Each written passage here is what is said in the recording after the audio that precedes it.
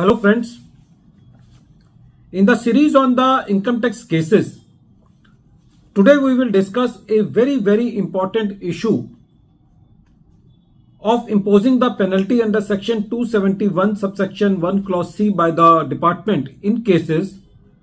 where the additions are being made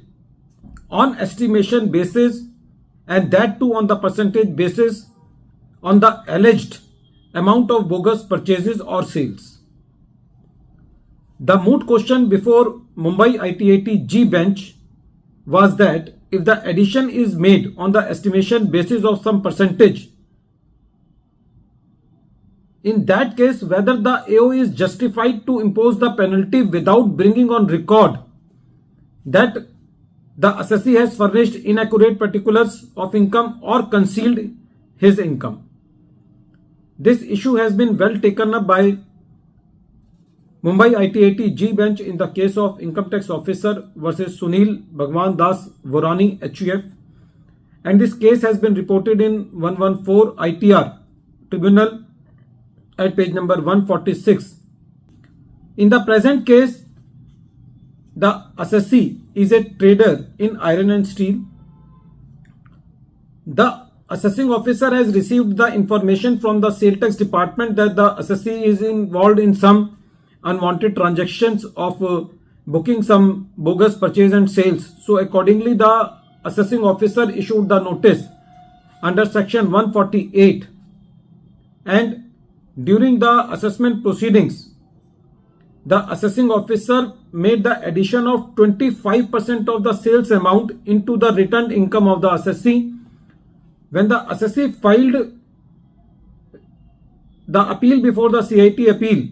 for the quantum appeal, the CIT appeal also upheld the order of the assessing officer of making the addition of 25% of the sales amount. When this addition was confirmed by the learned CIT appeal, the assessing officer went away with imposing the penalty on the assessee to an extent of 25% of the addition which has been confirmed by the CIT appeal. The assessee main plea was that since the addition in the case of the assessee is made on the estimation basis, that is 25% of the sales, so in that cases there are a number of cases of various tribunals and high courts that the penalty cannot be levied. But the assessing officer went away with the penalty, and when the assessee filed the appeal for the penalty order was deleted by the learned CIT appeal. So the revenue took this matter to the tribunal, and when the tribunal heard the matter, the tribunal was of the considered view that in the present case the addition has been made by the learned assessing officer on the estimation basis by rejecting the books of accounts of the assessee. The tribunal also observed that during the assessment proceedings, although the notices under section 133 subsection 6 has been sent to the various parties, but they returned by the postal authority, and the assessee was unable to produce those parties. But at the same time, the tribunal was of the considered view that the revenue has failed to establish that the assessee has concealed particulars of income or had furnished inaccurate particulars of income so that the penalty can be imposed on the assessee. So the tribunal held in the present case that since the addition has been made on the estimation basis, on the ad hoc basis, on some percentage basis of the sales, so this is not a fit case for imposing the penalty under section 271 subsection 1 clause C, either for furnishing inaccurate particulars of income or for concealment of income. Friends, this case is very important because nowadays